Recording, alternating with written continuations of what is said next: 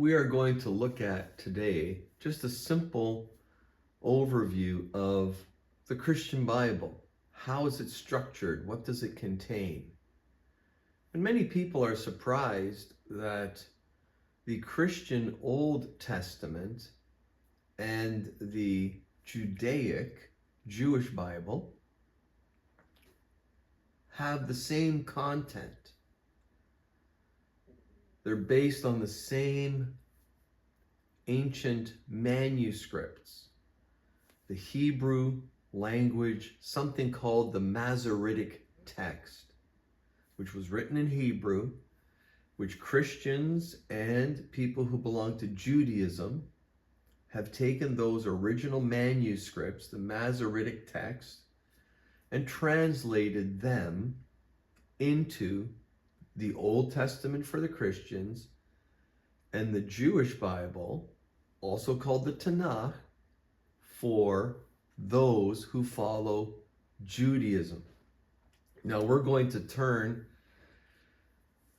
to a little slide here that's just going to explain a little bit about the two different Old Testament and the Jewish Bible. We may think they're different, but in fact, they're not. If we look here, we can see that the Hebrew Bible, called the Tanakh, contains the same material as the Protestant Old Testament. They're just arranged differently. We're not going to get into the details because this is just a high-level overview. But the Protestant Bible, Old Testament, has 39 books. And the Hebrew Bible has 24 books. But the 24 books equals the 39 books. They're just arranged differently. For example, in the Old Testament, the Christian Old Testament, there's something called 1 Samuel and 2 Samuel. In the Hebrew Bible, you don't have 1 Samuel and 2 Samuel. It's just one book. 1 and 2 Samuel are together as one manuscript. Other than that, the content of what is in the books is the same.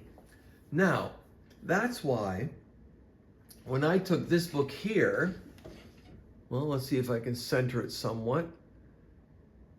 I took the Tanakh, which is the Hebrew Bible, and I wrote a book called Jesus in the Jewish Bible. It's available on Amazon if you're interested. So this book goes through all the 24 books of the Tanakh, and I find over 200 scriptures that talk about Jesus as the Messiah. Now, I was able to do that because the content for the Hebrew Bible and the Christian Old Testament are the same. So when you look at a verse in the Tanakh, you can find that same verse somewhere in the Christian Old Testament. Now let's take a look at how that Holy Bible, the Old Testament, is categorized in the table of contents. So I'm going to blow up the table of contents here, give you an idea of what the table of contents looks like. So here's the 39 books of the Old Testament, starting at here, Malachi, and then starting at Genesis and going all the way to Malachi. So the Hebrew Bible table of contents is going to be a little bit different. The Christian Holy Bible is made up of the Old Testament we can see here at the top, and the New Testament we can see here at the bottom. But we're going to focus primarily right now on the Old Testament. It's made up of 39 books, and those 39 books are categorized differently than the Tanakh. In the Tanakh, it's categorized as the law,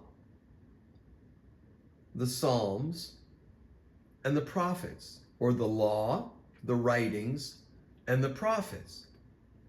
In the Christian Bible, the Old Testament, it's just one big table of contents with the 39 books. And when you look at it, you have to understand that the first 5 books, Genesis, Exodus, Leviticus, Numbers, and Deuteronomy, that is what the Tanakh will call the law. Christian Old Testament does not break it out, but it's there together. Then the Christian Bible goes through a historical, chronological ordering of Old Testament books, going from Joshua to Esther. And that's kind of an overview of the history of God's people, the Israelites, and the story of the events that happened in their lives as a nation. Then the Christian Old Testament has Job, Psalms, Proverbs, Ecclesiastes, and Solomon chronologically together or categorized together. And then they have the prophets. There are 12 minor prophets and 5 major prophets. And the way that the Old Testament categorizes these books is by size. So you may wonder, why are they ordered the way they're ordered? Well, Isaiah is bigger than Jeremiah. Jeremiah is bigger than Ezekiel. Ezekiel is bigger than Daniel. So they're just simply arranged by size. And when you get to the New Testament, we find the same thing. Romans is bigger than 1 Corinthians, which is bigger than 2 Corinthians, which is bigger than Galatians, which is bigger than Ephesians. So the church fathers arranged most of the New Testament according to the size of the book. The New Testament also did this. It arranged the letters by whether Paul wrote the letter or whether he didn't write the letter. So here we have Romans, Corinthians, Galatians, Ephesians, Philippians, Colossians, Thessalonians, 1 Timothy, 2 Timothy, Titus, and Philemon were all written by Paul, so they're put together. And they're ordered according to the size of the letter. And then these letters here, referred to as general letters, were not written by Paul.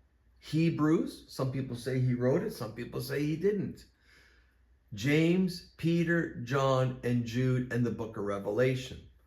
So the New Testament is categorized with the 4 Gospels, Matthew, Mark, Luke, and John, followed by the book of Acts, written by Luke, then the letters of Paul, and then the letters that were not written by Paul. And of course, the general letters are also ordered according to the size of the book. So that's why when you read the entire Holy Bible,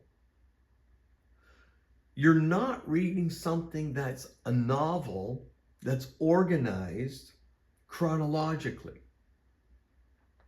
You can buy something called the Chronological Bible, which orders the books, cut and paste, orders everything in chronological order, so that when you're reading through the Chronological Bible, which is the same content as the Christian Old and New Testament, you're reading things in the order in which they happened.